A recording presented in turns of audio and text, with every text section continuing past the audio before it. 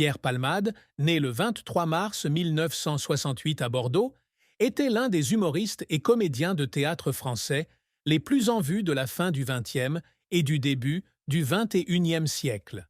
Grâce à ses talents polyvalents, du jeu d'acteur à l'écriture en passant par la mise en scène, il a profondément marqué l'industrie du divertissement française, grâce à des pièces à succès comme Il s'aime, des émissions de télévision comme Le Grand Restaurant et des rôles au cinéma comme Astérix et Obélix contre César. Cependant, derrière le glamour de la scène et du cinéma, se cachait une vie mouvementée, jalonnée de profonde tristesse, d'échecs déchirants et de secrets cachés. De ses débuts sur les petites scènes bordelaises à l'apogée de sa carrière parisienne, de son mariage tumultueux avec la chanteuse Véronique Sanson aux scandales qui ont secoué la France, la vie de Pierre Palmade est une histoire de talent, de combat et de souffrances indélébiles. Le grave accident de voiture de 2023, aux conséquences tragiques, a notamment marqué un chapitre sombre de sa vie.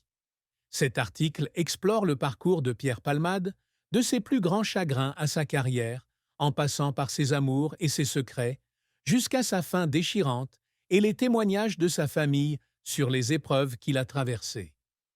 Le plus grand chagrin de Pierre Palmade ne fut pas un événement isolé, mais une combinaison de pertes personnelles, de son combat contre l'addiction et des conséquences de ses mauvaises décisions. Issu d'une famille de la classe moyenne bordelaise, Pierre était le fils d'une professeure d'anglais et d'une obstétricienne. Ses parents, et surtout son père, avaient toujours espéré qu'il suive une voie stable, comme devenir médecin ou avocat, plutôt que d'entrer dans le monde instable du spectacle. Sa décision de se consacrer à l'humour a provoqué des conflits au sein de la famille, le laissant isolé. Il y avait des soirs où il restait seul dans sa petite chambre bordelaise, à regarder des affiches d'humoristes qu'il admirait et à pleurer, se demandant s'il faisait le bon choix. « Je voulais que mes parents soient fiers, mais je savais qu'ils pensaient que je gâchais ma vie », a-t-il confié lors d'une rare interview. Cette tristesse s'est aggravée à la mort de son père en 1985, peu avant que Pierre ne connaisse son premier succès. Il n'a pas pu lui dire au revoir et la culpabilité de ne pas avoir passé assez de temps avec lui l'a hanté pendant des années. Une autre douleur majeure dans la vie de Pierre a été sa longue lutte contre la cocaïne, un problème qui, il l'a ouvertement admis, a ruiné ma vie depuis mes 20 ans. Cette dépendance a commencé tôt dans sa carrière, lorsqu'il s'est retrouvé pris dans la vie nocturne parisienne. Les soirées nocturnes, arrosées d'alcool et de drogue, sont devenues son moyen de faire face aux pressions de la célébrité et de la solitude. Un jour, après une représentation réussie au théâtre du Point-Virgule, il est rentré chez lui et a pleuré, se sentant vide malgré les applaudissements qu'il venait de recevoir.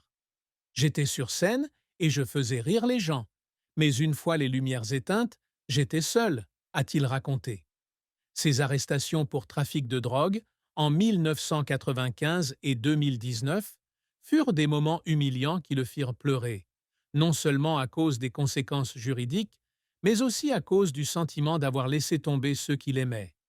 L'accident de voiture du 10 février 2023 fut l'un des plus grands chagrins de la vie de Pierre.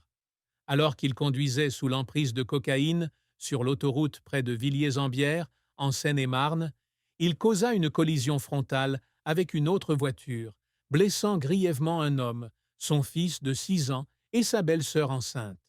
L'enfant à naître de la femme décéda après une césarienne d'urgence et toute la famille de la victime fut grièvement blessée.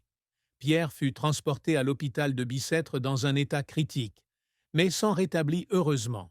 Cependant, les conséquences juridiques et morales de l'accident le plongèrent dans une profonde dépression. Il raconta un jour qu'à son réveil à l'hôpital, et en apprenant les dégâts qu'il avait causés, il pleurait sans retenue, se demandant « Qu'ai-je fait de ma vie ?» L'incident a non seulement ruiné son image publique, mais lui a également fait perdre le respect de lui-même. La pression de la célébrité et les attentes du public contribuaient également à la plus grande tristesse de Pierre. Figurant parmi les humoristes les plus appréciés de France, il était constamment sous le regard scruté des médias. Chaque fois qu'une de ses pièces ou émissions de télévision ne répondait pas aux attentes, les journaux le critiquaient, le qualifiant de star passé ou de junkie peu fiable. Un jour, après une critique acerbe du comique, il s'assit seul dans sa chambre d'hôtel, lut les commentaires haineux et fondit en larmes. Ils ne savent pas à quel point je fais des efforts, mais ils ne voient que mes erreurs, confia-t-il à un ami proche. Le sentiment d'être sous-estimé et la solitude de préserver son image de star le plongèrent plusieurs fois dans la dépression, même s'il la dissimulait toujours derrière un sourire sur scène. La carrière de Pierre Palmade fut un long parcours jalonné de succès éclatants, d'échecs cuisants et de tentatives qui le laissèrent en larmes d'épuisement. Il débute sa carrière à la fin des années 1980, lorsqu'il est découvert lors de la Nuit du théâtre de Bordeaux, événement organisé par Jean-Pierre Terracol. Fort de 2 lettres de recommandation de ce dernier, il se rend à Paris et se fait rapidement remarquer au théâtre du Point-Virgule. En 1987, il fait ses débuts à la télévision dans l'émission La Classe sur FR3, où il se lie d'amitié avec des artistes comme Michel Larocque et Jean-Marie Bigard. Son style comique, axé sur la représentation de personnages désagréables ou dérangeants, le distingue. Dans les années 1990, il écrit et interprète des one-man shows tels que Ma mère aime beaucoup ce que je fais et Passez-moi voir à l'occasion, salué par la critique et qui le consacre comme l'un des humoristes français les plus en vue.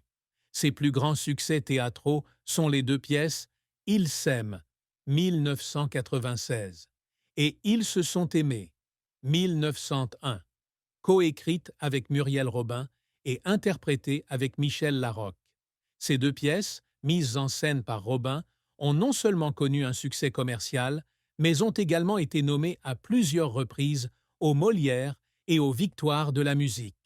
Elles sont devenues des icônes de la sitcom française, grâce à leur dialogue percutant et à la formidable complicité entre Pierre et Larocque. Il a également écrit des pièces pour d'autres artistes tels que Jacqueline de Maillan, pièce montée 1991, Jean-Marie Bigard et Mimi Mati, et a été à l'origine du répertoire du one-man show de Muriel Robin. En 1993, il a reçu le Molière pour son émission Passez-moi voir à l'occasion à la Cigale, marquant ainsi une étape importante dans sa carrière.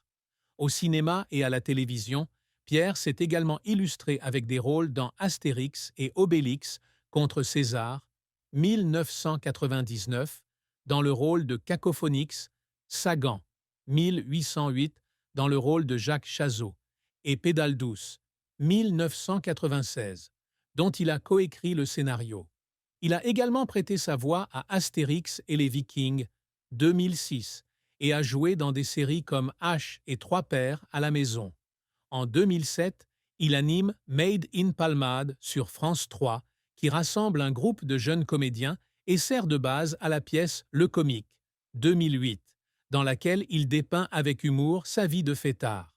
En 2010, il crée Le Grand Restaurant, une émission humoristique télévisée avec Gérard Depardieu, Jean Rochefort et Anne-Élisabeth Blateau. L'émission attire 4,89 millions de téléspectateurs, devenant l'un de ses plus grands succès télévisuels, avec 3 autres saisons en production jusqu'en 2022. En 2018, il écrit Paprika, une pièce interprétée par Victoria Abril et Jean-Baptiste Monnier au Théâtre de la Madeleine, confirmant ainsi son talent de dramaturge. Cependant, la carrière de Pierre ne fut pas sans heurts. Made in Palmade fut annulée après une saison en raison de mauvaises audiences, le laissant profondément déçu. Il raconta un jour qu'après avoir appris l'annulation de la série, il était resté seul dans son bureau, son scénario à la main, en pleurs, avec le sentiment d'avoir laissé tomber les jeunes acteurs qu'il souhaitait soutenir. Un autre revers survint lorsqu'il tenta de se lancer dans le cinéma comme scénariste. Le film Pédale dure, 2004, suite de Pédale douce, reçut des critiques mitigées et ne connut pas le même succès que le premier. Après la première, Pierre pleura dans sa voiture, sentant qu'il ne pouvait pas être à la hauteur des attentes du public. Je pensais pouvoir tout faire, mais j'avais tort, confia-t-il à un ami. La pression de son emploi du temps de création et de ses performances artistiques l'épuisa également. Dans les années 2000, il travaillait souvent sans relâche, écrivant, réalisant et jouant. Un jour, après une représentation au Théâtre Fontaine, il s'effondra d'épuisement en coulisses et fut transporté à l'hôpital. Malgré les conseils de repos des médecins, il est remonté sur scène quelques jours plus tard, inquiétant sa famille et ses amis. Il a un jour confié que certains soirs, il était sur scène, souriant et faisant rire le public, mais qu'intérieurement, il avait envie de pleurer tellement il était fatigué. Je ne voulais pas que le public me voie faible, mais il y avait des jours où j'avais l'impression de ne plus pouvoir continuer, a-t-il confié.